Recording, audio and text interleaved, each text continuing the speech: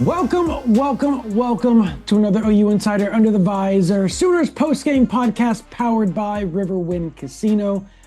My name is Brandon Drum. Parker Thune, Oklahoma, 33. Tennessee, 27. They went into Rocky Top and knocked their top off. They came away with the W in a place that Oklahoma fans didn't think was going to happen. I don't think very many people thought it was going to happen. They were obviously not favored. Some might call it an upset, Parker. Some might. Yeah, look, this was a huge victory for Oklahoma. They can now stay in contention for the playoffs.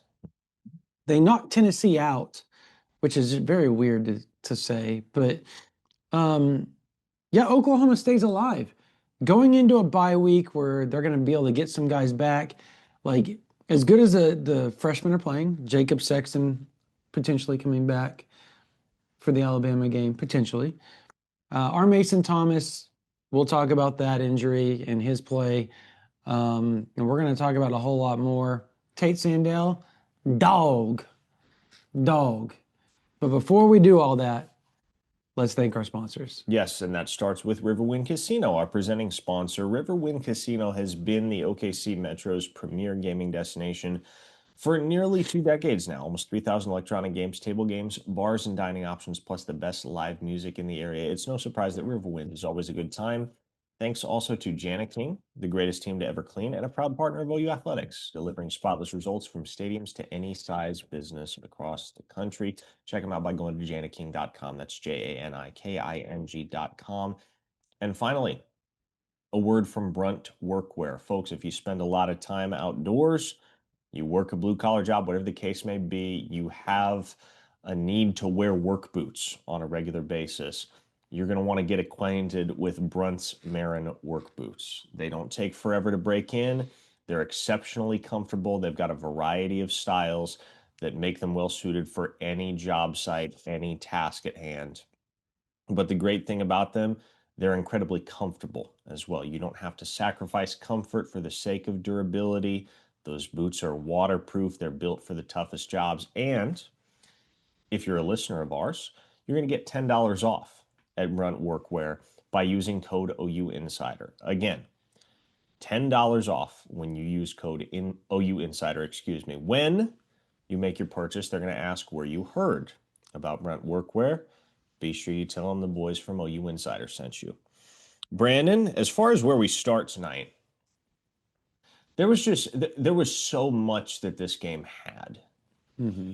And there's so much that there's so much ground we're going to have to cover over the course of this podcast. But first and foremost, I want to say this. The lime green backdrop. Did you see that? It's bothering me. Why is it bothering you? I don't know. It's bothering me. It is lime green, which is very interesting. Okay. But so you play hotel roulette, this is what you wind up with. True. All right. Tonight felt like the type of night that encapsulates why Oklahoma joined the SEC. I mean, everything about that experience, everything about that football game in Neyland Stadium, that was a classic SEC battle in every sense. And look, maybe Oklahoma and Tennessee aren't regarded as heavyweights of the conference right this second. But man, when the Sooners lost to Ole Miss a week ago, I said on the post-game podcast, man, I think you just kind of chalked this one up to the realities of life in the SEC. Yeah. There will be some days, plenty of days, where you don't play your best football. You get victimized and exposed by the opposition at certain junctures and in certain areas. And it comes down to who can make the plays when the chips are down. Yeah. Last week, Ole Miss did that. Mm-hmm. This week, on the road, in a very hostile environment, it was Oklahoma that did that. And I want to shout out the good folks of the state of Tennessee and the Tennessee Volunteers, because I tell you, Brandon, the bar for me as far as SEC road trips was set last year when we went to Auburn. Yeah, the Auburn trip was fantastic. Set a very high bar for all the other destinations that we have been to and will continue to explore over the course of Oklahoma's first few years in the SEC. All respect to Auburn, the Tennessee experience blew it away. It did. I mean, that was one of the absolute coolest days I have had working this job. It was amazing. I don't want to. So after the game, a very influential person walks up to me and says, Was it Peyton Manning? No, that would be, I would have taken a photo with Peyton Manning. I don't even care. I will throw my media credential out the window if Peyton Manning walked up. Like I grew up on Peyton Manning. That's just whatever. I'm a Broncos fan. Way to throw me off, by the way. Was he there?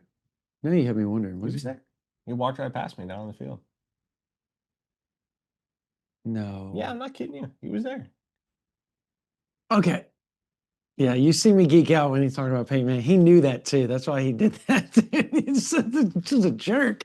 All right. Now, to be fair, he didn't acknowledge anyone. He was just kind of, Oh, I would have made an locking acknowledgement. I would pay hotboxing, man. It would have been, hey.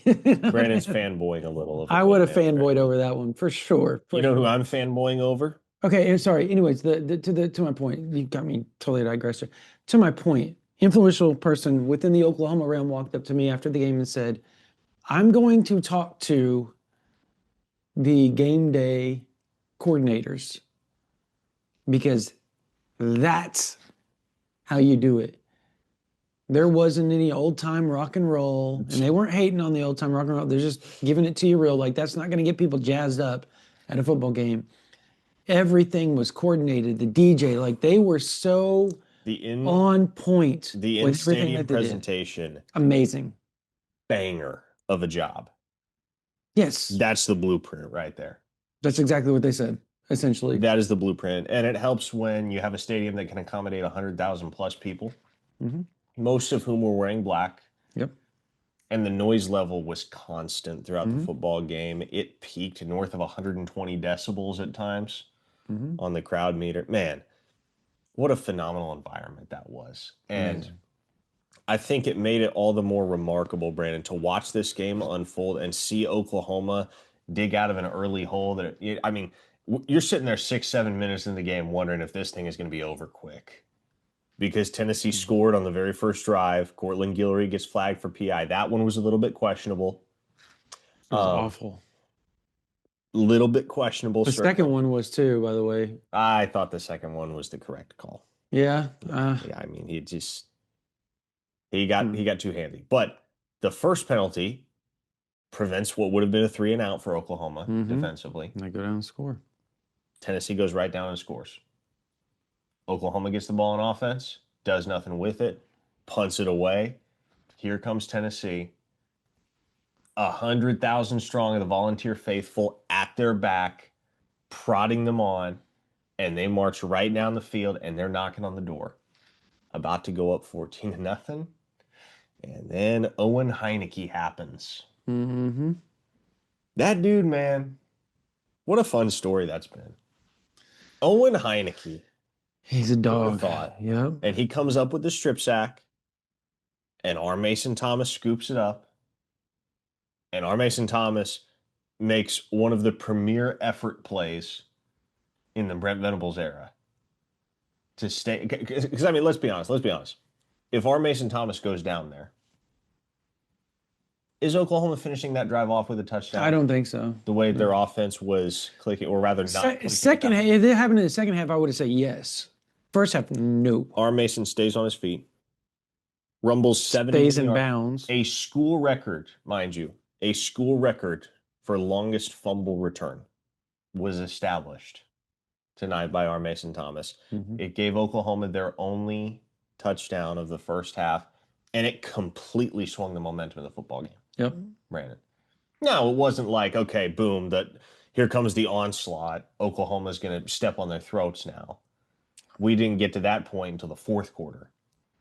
But that prevented Tennessee from just burying Oklahoma under an early avalanche. Yeah. Because it kind of felt for a moment there as if that's where this game was headed. Yeah. Yeah. This game You talk about ebbs and flows. This game had a lot of them. But outside of the first two drives, you never felt like Oklahoma couldn't win it, that they couldn't walk away with it. They couldn't run away with it. For some odd reason, and I think it was because of the turnovers. It wasn't because Oklahoma like dominated them. It was because Oklahoma, I think for me, the strip sack for the touchdown, Owen Heineke, superstar, R. Mason Thomas pulling a Hamby. You know how they always fake it before they get in the end zone? No, that was real. It was real. So like, but yeah, that happened when Peyton Bowen intercepted Aguilar. I think at that point, everybody in the stadium knew it was going to be a long night. They knew Oklahoma just wasn't going to go away. Mm-hmm. And at that point, it became a test of wills and who was going to break first. And Tennessee broke first because every time they thought they had a good stop or knocked Oklahoma out to where the field goal would be iffy, 29 or 26 walked up and just went, got it. Nailed it from 55 yards out. 29, by the way. You had it right the first time. Yeah, 29. Had it right the first time. Well, because for some reason in my head, I was thinking Gabe Salchuk when I said 29 because he is 29. He is also 29. Yes. So the legend of Tate Sandell was born this evening. Holy smokes, man. And he's been great up until then, right? Like Trammell said, it's the greatest kicking performance of all time. You talk about somebody that he's been around a while. He said since 1966, and I do not remember the kicker's name, but it was against Texas. 3 40 or 50-yard field goals or something at that point in time made during that game. Wild. Yep. Crazy. So yeah, Tate Sandell, man, he'd been great coming into this game. He was on a run of 14 consecutive made kicks after missing his first attempt as a Sooner. 4 for 4 tonight. A 40-yarder, a 51-yarder, and a pair of 55-yarders. He has hit from 55 yards and exactly 55 yards 4 times this year. Groza. That's your. I mean, he's running away with it. He's running away. He has to be. If he isn't, it's a sham. That is a sham. Groza Award. It's a sham if he doesn't win. I know you're not watching, but if you are, it's a sham. If he doesn't win, it is a sham. It is a joke. He could miss 3. He could miss 5 of his next 6, and he still should win it because he's been far and away better than everybody else this season at kicking. What would you said 18 in a row, right? 18 in a row, which is currently tied for a school record. If he hits his next field goal, he will hold that record. He will have broken the record previously established by Gabe Burkich in 2019 on into 2020. Is there a burrito that he has to kick for a commercial or a event? No. Leading up to this? No. And even if there was, no one would let him kick it. I wouldn't either. That ruined Gabe Burkich. I mean, Oklahoma won the game tonight for many reasons. But Oklahoma doesn't win the game tonight without Tate Sandell. Oh, that's a fact. How many kickers in America, Brandon, are hitting from 51, 55, and 55 again in the same football game? How many collegiate kickers are doing that? Probably none. He may get drafted, like literally get drafted. Kickers don't get drafted a lot unless like late. Like he's that good. There's never been an NFL kicker in the history of the sport of football that has made more than 3 50-yarders in a single game. Not once. Tate Sandell did that. Tate Sandell did that at Neyland Stadium. It's crazy. It's just crazy. It's crazy. And tonight, again, to come back to it, Brandon, these are the things, and we've talked about them for years, even before Oklahoma joined the SEC, before they joined the SEC, excuse me. Once you got to the SEC, and once you started playing teams of a comparable talent level, every single week, the little things were going to get magnified. Yep. And special teams is one of those little things. that Oklahoma had so many issues, I should say, getting right, even before Brent Venables got to town. It was an issue in the Lincoln Riley days. It had been an issue all the way up until this season, the issue of field goal kicking. Can you find somebody who's going to make their kicks at a high clip, make the kicks that they should make, and put you in better position to win football games and not leave points out there on the field? Tate Sandell has done that and then some. He has been so automatic that anytime Oklahoma gets to the 40-yard line, you're like, all right, well, they're getting 3. They're getting 3. Pretty much what it is. As long as they don't take a horrible, and truth be told, the horrible sack that Mentier took to push it back for the last 55-yard kick, honestly, I turned to Jesse and went, well, they're just out of field goal range now. I don't see how he could do that again.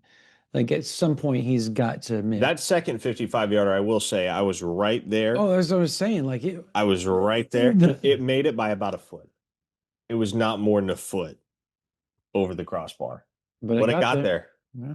It got there, and that's all that mattered.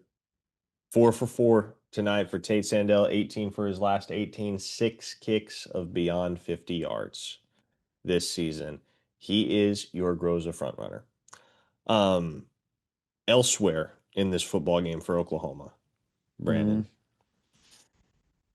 I guess when we did the rapid reaction, we worked defense back to offense. Let's work offense to defense here. Okay. John Mateer is still not playing his best football. It was good enough to win tonight, and we did see a stretch there in the late third, early fourth quarter where it felt like vintage John Mateer was back. Yep. I call it Renaissance John Mateer. He made a few throws. He made a few runs that you couldn't help, if you watch it, you couldn't help but hearken back to the version of John Mateer that we saw against Illinois State and against Michigan and against Temple and against Auburn. That was the John Mateer that we saw very briefly tonight. Now, it was bookended by, well, a lot of first half struggles. I mean, he was not in rhythm in the first half in any sense. It was a rough offensive half for Oklahoma. And then kind of the bitter taste in everyone's mouth walking away from the game, at least as far as Mateer and the play of the Oklahoma offense was concerned, was that interception he threw with 4 minutes left. Yeah. It was just needless. Like there's no reason to throw the ball in that scenario. None. And if you're going to throw it, don't get picked off. Throw something that has a 0% chance of being intercepted. Yep. Something at the boundary, something where only your guy has a chance to make a play on it. Whatever the case may be, don't do that. Those are the types of things, Brandon, that can cost you football games. It didn't tonight, but mistakes like those can't happen. Like, those have to get eliminated. Oklahoma, John Mateer, just Oklahoma in general, they love to. I don't understand it. Got a flair for the dramatic. They enjoy. I think they enjoy being stupid. Because there was 11 penalties. I think they had dang near 100, right? Like they had to have 100 yards in penalties, I believe, close to it. That's every game. And it's always just dumb. Oh, you're driving. Illegal shift. Deion Burks, which killed him on the first drive. Deion Burks isn't lined up on the line. Like, what the hell? You're in college. You look over and you say, hey, bro, I'm on or I'm off. That's the signal. On, off. And he's going to tell you you're good or you're not and tell you where to go when you're good. They have to. He's a senior. What? And they won. So I'm trying to be positive here. But my God, it doesn't have, like, truly, I read I'm trying to remember what his name is. The dude that outkick coverage. What's his name? Clay Travis. Clay Travis. Read his tweet earlier, and he said Tennessee blew it versus a very mediocre Oklahoma team, and went on like this long diatribe of a tweet. I have to tell you, one, Oklahoma is not mediocre. But two, Tennessee didn't blow it. Oklahoma, Oklahoma had the lead far longer than Tennessee ever did the whole game. That is true, but I can also see why. I see what he's saying, but at no point in time did anybody really feel like Oklahoma was not in it or they couldn't win the ball game outside the first two drives of the game. Sure. But I mean, Tennessee did commit, Joey Aguilar did commit 3 very costly turnovers. But he got hit every time. Like they were forced. Like it wasn't like he just airmailed it to him. Like he was getting hit. Taylor Wine on one of them. Obviously, Owen Heineke forced the fumble. And I believe it was it? Grayson Halton on the other one, I believe. So like he was getting killed. Like he literally, how many sacks did he have? Like 6? They sacked a lot. They had a lot of sacks tonight. That Danny dude, Okoye got him one. he got him. Danny Okoye is awesome. But my point is that I never felt like Oklahoma couldn't win the ball game except for like the first 3 minutes of the game. Mm-hmm. But it should be noted, and I think this is the impression that a lot of Tennessee fans are going to walk away with. Oklahoma maybe played like a C+ game tonight. Yeah, they didn't play great. Like they played a But what does that C+ say about game. Tennessee? Well, again, yes, and that's where the rub is going to be if you're a Tennessee fan. Is yeah, you're going to walk away feeling like your team blew it because somebody else walked into your building, played a less than stellar all-around football game, and still managed to come out on the winning end. So who's the mediocre team then? The mediocre, I mean, I think there's an element of mediocrity present with both teams. I think For sure, but if one mediocre, but, like you understand what I'm saying. yes, though, right? absolutely, Okay. and you're right. But that's why that perspective would exist from the Tennessee side. And for Oklahoma, yeah, I mean, there's so much to clean up coming out of a game like this on both sides of the ball because offensively, man, Xavier Robinson got in a groove, and that was encouraging to see. 115 yards and a touchdown, second straight 100-yard outing. Yeah, D-Mac calls him the best player on the offense. Well, I mean, like he is. Oklahoma has figured out the run game, it would appear. Yeah. Like they've run the ball effectively with Xavier Robinson. Imagine that, right? We didn't see a ton of Torrey Blaylock tonight. I know he's a little banged up as well, but feel good about Torrey Blaylock. Feel good about Xavier Robinson. The run game's been pretty effective as of late. John Mateer himself rushed for 80 yards tonight. Yeah, the QB run game looked good today. I think he averaged like 7.2 or 3 yards. Now, he made a few plays in the scramble game as well that helped that total. Yeah. Scrambled on a 3rd and 16 in the third quarter, which is really, that kind of felt like the turning point, didn't it? That kind of felt like the moment where John Mateer figured it out a little bit and kind of got his swagger back. Mm-hmm. But man, the Sooners figured out that they could ride Xavier Robinson in the ground game, I should say. And probably should have a lot more than they did, to be honest. And they've stuck with it the last 2, and I guess we saw him carry the ball 11 times against South Carolina, so he's been prominently involved in the game plan now for 3 straight weeks. Yep. But I think it's becoming apparent he's your most reliable, maybe your most explosive option. You don't really think about Xavier Robinson as being an explosive type of back. Well, that's because because we watched him in high school be so big. Yeah. But consider, like, he rushed for a 60+ yard touchdown last week, or 50+, I guess. And he would have had a 40+ yard touchdown today had he not made the team first decision to go down at the 1 yard line, a la Samaje Perine. Yeah, he make Tennessee burn a timeout. Look, I'm looking at his stats right now. He rushed 16 times for 115 yards. He probably could have, if they really wanted to, and they probably should have in the second half, Probably could have got 4 or 5 more carries, maybe 6 more carries out of it, and he probably would have been successful because he averaged 7.2 yards a carry tonight. Wow. Wow. Matera averaged 5. I flipped him. I thought he was the 5 and Matera was the 7. I said that earlier. Flip it. It's the other way around. Yeah, that's impressive, man. Like, that's 2 games in a row. He's got over 100 yards, I believe, too. So, I mean, before the or earlier in the season, you were trying to find a 100-yard rusher, right? That wasn't named John Mateer. You got Torrey Blaylock that did it against, I believe, uh, He did it against Temple, Temple, and then he did it against South South Carolina. Carolina. Yeah. Xavier Robinson now, back-to-back weekends. Plus, he had, I believe it was like 68 yards or whatever against South Carolina as well. So he was starting to get going against South Carolina.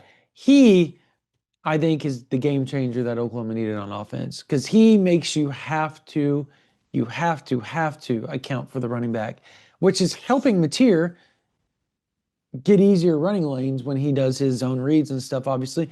And their RPO game is so much more wide open. Like earlier in the, I think it was a drive 1, they ran Xavier Robinson. He gained like 3 yards on his first carry, right? But because of the game he had prior, and they were working on him all week, I'm sure. They ran the zone, they ran the RPO. He throws a seam route, I believe it was to Giovanni Gibson, right? Earlier, it was Giovanni or Burks, can't remember. One of the two. They didn't really get their head around to look for the ball. Had they done it, they would have got a first down the drive, and they would have been probably inside the 35-yard line of Tennessee on drive 1. But they didn't do it. It was an incomplete pass. But that's what he opens up. They went back to that exact play in the second half and completed it. I believe it was Jermichael Carter that got it. So, like, yeah, look, he opens up so much for you. He's So much. He's a great running back. He's a great SEC. Always falls forward too. Because yeah, man, like he pushes the pile, always falls forward, but he's a tenacious runner. Yeah. Who will absorb contact and seldom go down with the first tackler, or the first tackle attempt. You know who he reminds me of? Who's that? Ramondre Stevenson. I like that a lot. Very I like much. that a lot. He reminds me exactly of Ramondre Stevenson. I mean, like he's a physical runner. He's gonna eat up contact. He's really, really good at going between the tackle. But also, like what also stands out about Xavier Robinson is he does have burst, as we've talked about. Like he can really run. He's also really, and I don't know what better word to use other than like he's slippery. Yeah. Yeah. Especially between the tackles, he's slippery. The way that and I notice it, looking through a camera lens, it's one of the things I'm super hyper aware of is that, man, the way that he can just kind of naturally contort his body through those running lanes, and they are very, very small at times. Like he's got a sixth sense for it all. It's so natural. Gift. It's a special gift. Like certain running backs have that type of gift, and they make long careers out of it. Emmitt Smith did that. Ramondre Stevenson's been doing it in the league. Like that's how he runs. Trying to think who else runs a lot like that. Just super patient. He's very patient. Like Kennedy Brooks was a lot like that, just super patient, super slippery. But he's got a lot more burst than Kennedy Brooks has. You're not going to catch Xavier Robinson in a straightaway. No, you could run down Kennedy Brooks more. You're not running down Xavier Robinson. So Xavier Robinson get the step. He can keep that step. Yeah. So like they're very similar, but they're not. Like he's a lot more powerful than Kennedy Brooks was, but those patient type of runners that just have that knack of finding that crease, that small seam, and his vision is elite. Mm-hmm. Elite. Even the fumble that he had, he cut back to the only place he could go, surrounded by everybody, and gained like another 15 yards. And look, that was a freak deal. He's falling forward, and the helmet hits right exactly how it's supposed to, and it squirts out. Like that happens sometimes. But that play, he had zero, like he shouldn't even gotten 5 yards on that play. It was bottled up, and he did what he did against Ole Miss. Slipped out and took off. He's just special. He's special. I also thought, you know what, Satania played really quietly, had a really good game. 86 yards receiving. Quietly had a really good game. Really good game. Still on pace, very much on pace for that 1,000-yard season. Yep. Sorry, he had 68 yards, 86 completion percentage out of targets. So, but yeah, still he's quietly had a really good game. Yeah, I mean, he's the guy that Mateer trusts the most. Mm-hmm. Yeah, he's a. Go ahead. How many players caught a pass tonight? I don't think there were many. 5. Yeah, I would have said 5 or 6. Mm-hmm. Because offhand, what? Satania, Burks, Canick, Giovanni Gibson, or Michael Carter. That's it, right? That's the only 5 that caught them. Yep, that's it. It's all 5. Yeah. Well, Oklahoma didn't do a lot through the air. They didn't have to do a lot through the air. 150 plus yards, 59. Yeah. They found success on the ground with John Mateer and Xavier Robinson, and that was their formula for victory on the offensive side of the ball. They actually won the time of possession battle. Crazy as that may be. They had almost 180 yards rushing, and Tennessee only had 69. That's Tennessee hardly ran the ball. No, they tried. How many times did Joey Aguilar throw tonight? How many pass attempts did Joey Aguilar? 45. Yeah. They ran the ball 35 times though. It wasn't the disparity wasn't as great as you would think. 10? That's really not. That's actually somewhat balanced. They just couldn't run the ball, bro. Like they just couldn't run the ball. Deshaun Bishop had 12 rushes for 38 yards. Felt like they had a little bit of success on the ground early, and then Oklahoma was able to kind of figure things out. And from there, it was, all right, Joey, drop back. All right, Joey, drop back again. Well, Peyton Bowen, we talked about that actually, because I asked him, like, how hard is it to defend their RPO in that offense and what they do?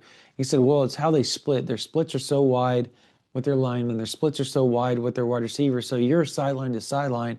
He said, but if you can bottle up their running game, you can stop them. Once you make them one-dimensional, you know they're going to throw it. They're going to get yards on you, but you can stop them because you can pin your ears back and just say, guess what?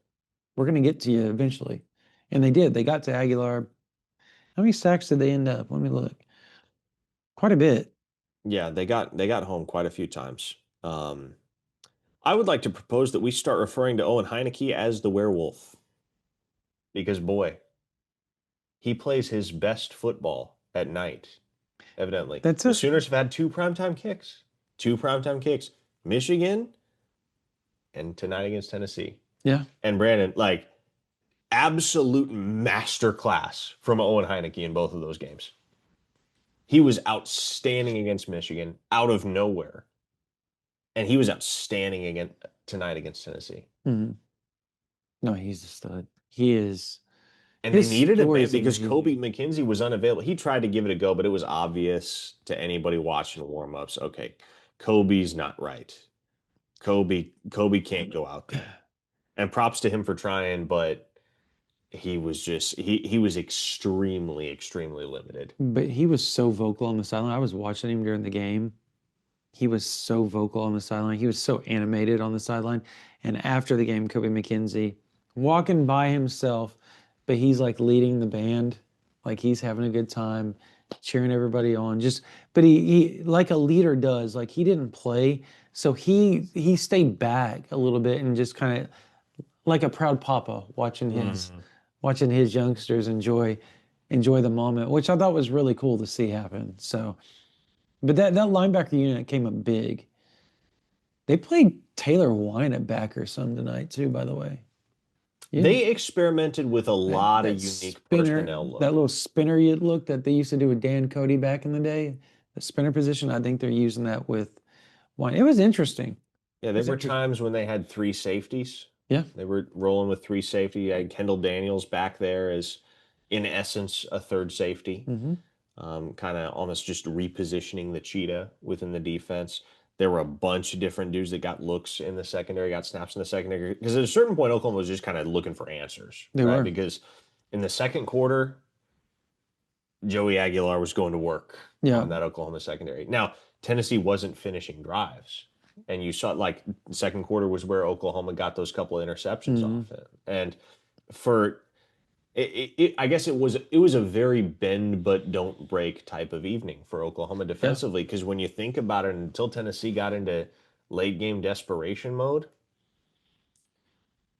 and started to move the ball, well, they moved the ball all night, but actually started to finish drives. The Sooners allowed a touchdown on Tennessee's opening drive of the first half and their opening drive of the second half. And other than that, Yeah. Adjusted that and was about yeah. that was about Bend but it. don't break. Yeah. So I was just thinking like props need to go to the safeties. The safeties for all the crap they took last week against Ole Miss, they rebounded in a big way tonight. And not just Peyton Bowen and Robert Spears Jennings. Like Michael Boganowski had a well of a first half. He made some banger tackles in like critical moments. One I think was on a screen. One of them was a run. One of the run plays, dude like made a business decision. He like turned up field and he saw Boganowski. He's like, I think I'm just gonna go down. That dude's about to take my head off. So like, yeah, that was like you could tell like he made his mark in the game early. Mhm. And I think that his energy helped propel Oklahoma. I think his energy actually was a big key to Oklahoma's defensive resurgence midway through the first half. Like he was a big part of that. So I give credit where credit's due. Like the safeties played well all the way across. I think Reggie Powers he struggled a bit in coverage, but Dev is asking a lot for somebody to play those wide receivers in coverage like that. Yeah. Like that's just a lot for safety. So, And the but he plays the Sooners run game so well. Sooners got a Powers lot of always young does. pieces in that secondary that are still learning on the job, if you Yeah. will. It was an up and down night for Cortland Guillory. It was up and down night for Eli Bowen as well. Hmm. I mean, Oklahoma's cornerbacks in general, it was They forgot to tackle sometimes. I just don't understand that. It was like they had the arms like yeah, it T-Rexes. was a little bit of a rocky outing Yeah. on Rocky Top, but you've seen plenty of flashes from those guys, such that you feel confident with the schedule moving ahead with the 3 games that Oklahoma has remaining in the regular season. They're going to be able to digest the film from today, make corrections on the practice field throughout the week, and be better on the other side of the bye Yeah. when the Sooners go to Tuscaloosa. But yeah, not the greatest game all in all for Oklahoma's cornerbacks. Not the greatest game by any stretch of the imagination. But come back to it, man. Despite the fact that Joey Aguilar threw the ball pretty effectively against this Oklahoma secondary, they tightened up when they needed to. Hmm. And they finally forced some turnovers. They did 3. Finally forced some turnovers. 4 leading into the game, walk away. You got 7 now because you got Mhm. 3 tonight. That was key, First career pick for Peyton Bowen. which just boggles my mind because when you think back all the times that he's had chances for interceptions, he had 2, should have had 2 against Auburn, didn't. I can think about Texas in 2023 as a freshman, he dropped a pick. Mhm. Um, I know there's a couple more. Yeah, I mean, the chances have been there. He finally got himself one tonight, Yeah. though. He was so happy after the game. Like he was so I bet he happy. was. He played great. So happy. You could just tell like it was just like a relief. I think that was something that we probably been dwelling on a little bit. The Hmm. fact that he hasn't had a pick. But he got it tonight. Not only that, he had a big pass breakup on a third down that was like critical. Critical. Tennessee was getting the momentum midway through the first half. He comes in and just I forget who it was against. I believe it was Staley because Staley didn't get up. And he knocked the piss out of him. And it was so legal too. He went in with his shoulder and Yeah, everything, didn't perfectly legal. right in his chest, didn't like if you're teaching a safety how to do that, Peyton Bowen is that play is what you teach your safeties. Uh, no targeting, anything like that. It was great. Um, Overall, I thought the defensive line played really good tonight. That's what they do. They were really good. Um, you brought up Danny Okoye earlier. Not only did he get a sack, but he was causing havoc. That dude was he. I think he had He's two gonna or be three good. QB hurries too. So like He's he gonna had be a good good. night.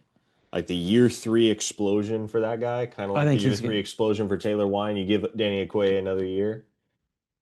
Gosh, the 2026 version of Danny Okoye is going to be quite a ball player.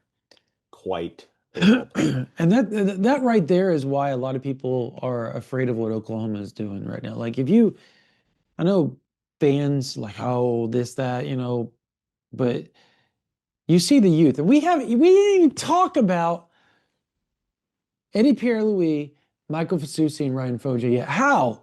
How have we not talked about them? That's three freshmen balled out. EPL's a sophomore. Well, yeah, he's a freshman in experience, essentially. Like that dude's barely played. They balled out, dude. Balled out. Loved Brent Venables' answer. This day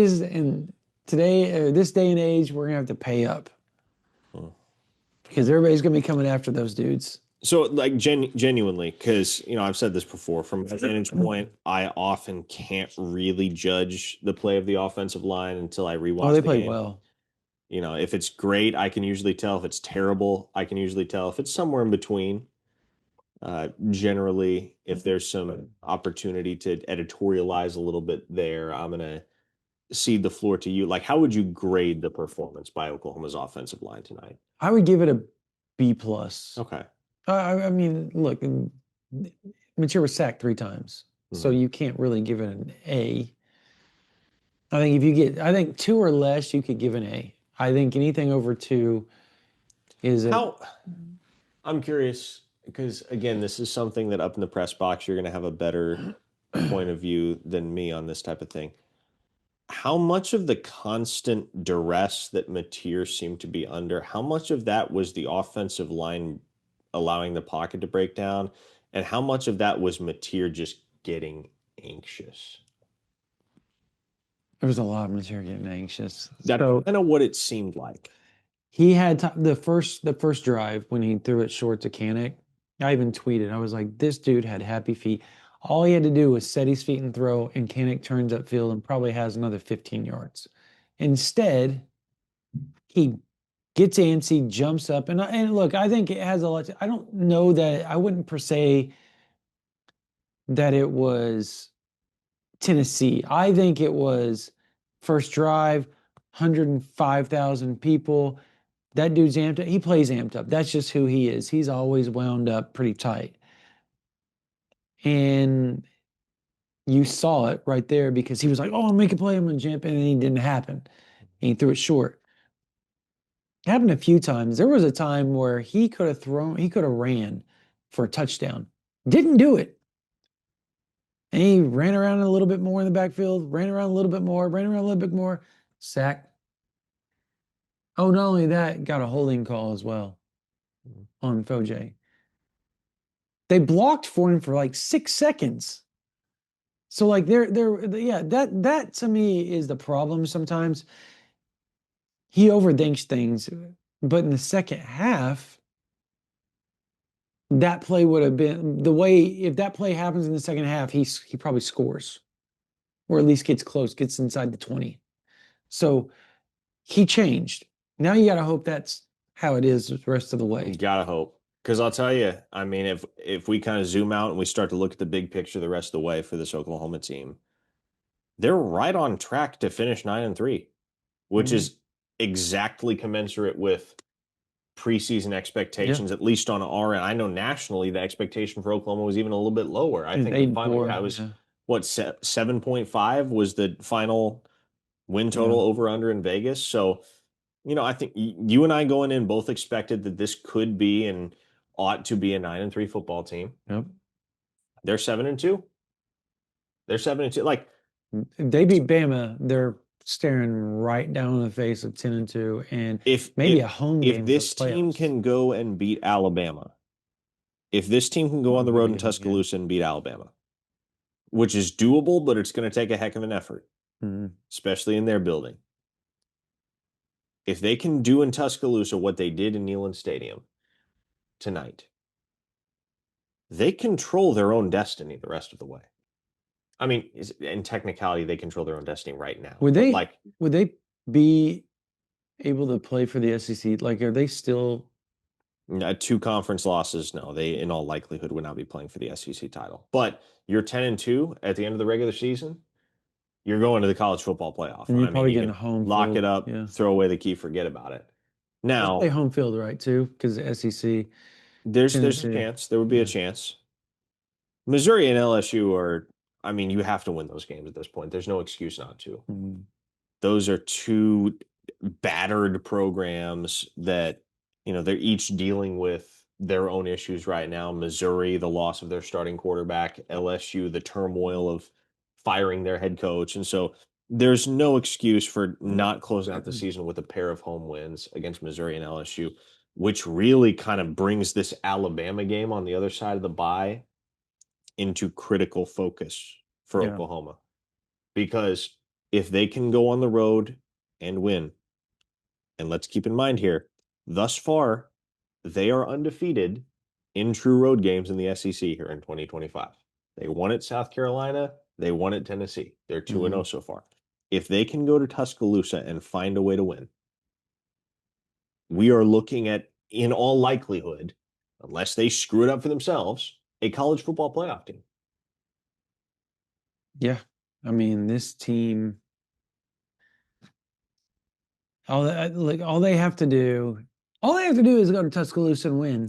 Yeah, that's all. Yeah, just go beat Alabama. Yeah, like no, if we're being more realistic here, obviously, what you would project, what Vegas would project, is that Oklahoma loses to Alabama and they win the in next 2. Tuscaloosa, and they win the next 2. In which case, you're 9-3, and the season. You're probably going to a New Year's Day bowl at 9-3. I don't know if the season feels like a smashing success to everyone, but still, a New Year's Day bowl is pretty cool. Yeah, you don't. I don't think at 9-3, regardless of what happens in bowl season, if you finish the regular season at 9-3 with that schedule, you can walk away completely content with 2025. Yeah, because maybe not overjoyed, but content. You can walk away content. Okay, take it away. If I told you at the beginning of the season, and I said this to you, mind you, the preseason rankings, remember where everybody was ranked preseason, and I said this exact thing to you. I said, you're going to start out 5-0, which means you beat Auburn and Michigan. You lose to Texas. You go to South Carolina, which everybody picked Oklahoma to lose in preseason at South Carolina, and you win. You lose at home to Ole Miss. That's kind of a bummer. You go to Tennessee, which everybody picked Oklahoma to lose that game at Tennessee. You lose at Alabama, but then you beat Missouri and LSU to close out. Remember where they were all preseason hyped up to be? In your mind, if somebody told you that back in August, everybody would have went, I'll take it. Yeah. I'll take it. After 6 and 7, everybody would said, I'll take it. I think it genuinely is the first year of the Brent Venables era where everybody can be content with the outcome. Because obviously weren't content with 6 and 7 in either 2022 or 2024. 10-3 looks good record-wise in 2023. No, but they should have won the Big 12 that year. Circumstantially, when you're mindful of the fact that they started 7-0, beat Texas, and then had the tailspin in late October, early November, where they dropped 2 straight to Kansas and Oklahoma State, and really botched their own chances of playing for a Big 12 title and potentially a college football playoff berth. I feel like even that season at 10-3 didn't feel quite as fulfilling as it probably should have. Right. If you'd taken care of business the way you ought to have taken care of business that year. So I think if this Oklahoma team were to go 9-3, and at this point that feels like the most likely outcome, a loss to Alabama, a win over Missouri and LSU, then for the very first time in the Brent Venables era, you can look at the final record, you can look at the final product, you can take stock of the entire season and say, I'm okay with that. Yeah. Michigan's probably going to end up 10-2. And you're one of the 2 losses that they have. If you beat, and look, there's a good chance that Tennessee ends up 9-3, right? So you're going to have, if how we play out, let's say they lose to Alabama, I'm not writing them off. I'm just telling you that. I'm like, after tonight, I refuse to write this team off of at any point anymore. Sounds like you're writing them off. Yeah. Well, I picked Oklahoma to win tonight too, by the way. So I did not. I'll own that. Anyways, 31-27, mind you, and the game was 33-27. I almost nailed it. But you would still have probably, and counting Missouri, 3 top 15 wins. That's not bad. Like that's a season that you turn back, you look at, and you go, I'll take that. I'll take that in the SEC. I'll take that all day, every day. OU still, regardless, they have a tough schedule. I don't think LSU is just going to be a pushover. I think they're gonna give Alabama all they want and more next week. I believe that. We just saw, who was it? Florida scared the crap out of Georgia today, right? With Gonzalez as the interim coach, Billy Gonzalez. So, like, nothing is ever easy. It doesn't matter what the circumstances are in the SEC. It's not going to be easy. Yeah. So, I mean, nature of the league, man. The nature of the league is you got to be able to roll with the punches. You got to be able to attack each week anew without letting the results of the previous week impact your preparation and your mindset. And to their credit, Brent Venables and this team have done an awesome job of that. yes. An awesome job. Because they had every reason to be down in the dumps after losing to Texas. Yep. And they turned around and they blew the doors off South Carolina in Williams-Brice Stadium. They had every reason to be down in the dumps, feeling, as so many of the fans were feeling, Yep. as though this season was starting to slip away. And what do? They come out in the Hornets' nest in Neyland and deliver a memorable road victory. One of the most memorable victories of Brent Venables' tenure. And one of the most significant. I would still say nothing quite touches the Red River Showdown in 2023. That felt like the arrival for the Brent Venables era at Oklahoma. But man, they needed this win today. They needed this win. And they went and got it. Just to kind of tie a bow on everything here, I just feel like this team, I'm not, after the bye week that they have, Brent Venables after a bye, they're going to be scheming like crazy for Bama. It's going to be a revenge game for Bama too, so you have to take that in consideration. But they're not going to have the luxury of 2 weeks of waiting around, preparing, doing everything. They're preparing for LSU, so this actually works in Oklahoma's favor. The group that's got around into form is the secondary, because if they don't mind their P's and Q's, Ty Simpson will dice them up. He will dice them up. However, he isn't going to move the way Aguilar or Chambliss move around, or Manning. That's just not who he is. That isn't who he is. He can maneuver a little bit in the pocket. Yeah, no, he's mobile. He's mobile, but I think OU's D-line has a chance to make some plays that night.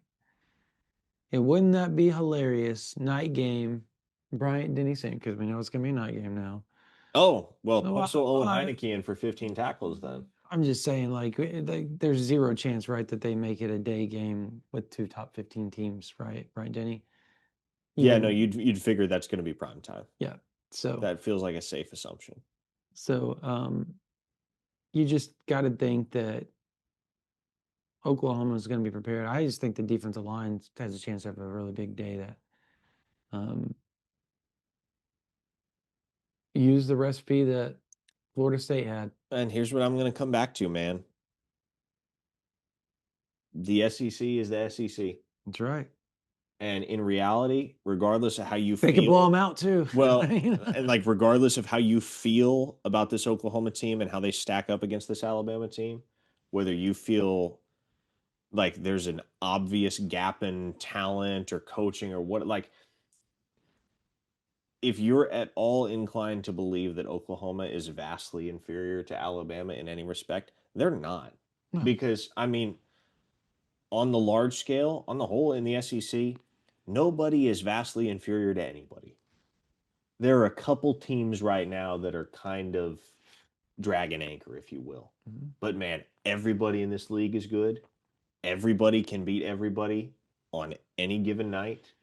And that's why, man, like, you know, you take it 1 week at a time because that's all you can do if you're in that building. But it's going to be every bit as vital, even if Oklahoma can go on the road and knock off Alabama and Tuscaloosa, that they have that same intensity for home tilts against embattled Missouri and LSU teams. Because if you don't bring it in those games, you will get beat. Yeah. Like this, it is a league of eat or be eaten. That's what it is. So, I mean, Mississippi State, they got to win this weekend. Like, who would have thought? Like, Mississippi State. First SEC win for Jeff Levy. Old Jeff Levy. Good for him. Good for him. They've gotten close so many times, but good for them. Well, Oklahoma won, man. 33-27. They won. Huge win. Like, this was just like, I can't understate how big of a win this was for Oklahoma and the program and for Brent Venables and for you, the fans. Like, this is huge. I hope you guys are enjoying it. You get 2 weeks to rest on your laurels, and then you get to go face a juggernaut in Alabama. Welcome to the SEC. You get to go to Bryant-Denny State. Your reward is Bama at night, Bryant-Denny Stadium, Tuscaloosa, Alabama, on November 14th. Yay! 15th. Yay! Good job. I would have it no other way. I wouldn't either. It's going to be fun. It's going to be really Bring it fun. on. Make sure you guys are with us over at ouinsider.com. All you have to do is go to ouinsider.com, type it in your URL code. Boom. Send you over there. There's a green button that says join now. Click that. You get to choose between just joining, or you can join for $1 a week and get the Athletic complimentary on us and on 3 for a whole year. 2-for-1 deal. Great deal. $1 for the first week. If you don't like us, you can cancel. It's really simple. We hope that you don't, because I think you're going to like what you see over there at OU Insider. Lots of recruiting information that's going to be rolling in because it's bye week, and that's usually what we do. We throw out recruiting to make sure you guys always have everything going on. Basketball's tipping off this week. Brody Lust, Jesse Crittenden's going to have you covered over there with that. Bye week, which we'll still get pressers and post practice stuff up. Still podcasts. Everything's going to be going on as normal. However, lots of recruiting intel is going to be going on over there. Oklahoma is trying to flip several huge targets, and we're going to have all that information for you over on ouinsider.com VIP. If you're a college student with a .edu, if you're a teacher with a teacher's email account, whether K through 12, preschool through 12, if you're active duty military, doesn't matter what branch, with an active duty military account, all you guys, think about this. Email us, ouinsider@rivals.com, saying you want a promo code to make sure you get $1. You get OU Insider for $1 a month for 3 months. That'll get you all the way to January right now. That's a really, maybe actually through January, November, December, January. It'll get you through January. It'll get you through the playoffs.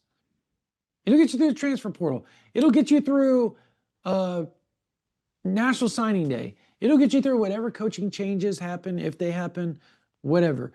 We will have you covered over on OU Insider VIP, and all you would be paying is $1 a month for 3 months. Again, .edu, doesn't matter what school you go to, what college, doesn't matter where you teach, if it's K through 12, and you have an email, a .edu email, you have a teacher's account email, or you have an active duty emails ouinsider@rivals.com. We will send you a promo code to make sure you get OU Insider for $1 a month for the next 3 months. Make sure you subscribe to this YouTube channel. Make sure you subscribe, like, give us thumbs up, 5 stars, whatever podcasting platform you listen to us on. And that's going to do it for this version. One last thing. It is not the last thing. Okay, good. Congrats to America. The Los Angeles Dodgers are Oh my World Series gosh. champions. Led by Let's go, baby. Led by the Japanese Shohei Ohtani. So, but still, LA beating Toronto. I guess there you go. America wins again. All right, there you go. Parker had to get his World Series jab in there. All right, that's going to do it for this version of the OU Insider Under the Visor Sooners post-game podcast. Oklahoma 33, Tennessee 27. Huge win. Enjoy your bye week. You guys have a blessed day.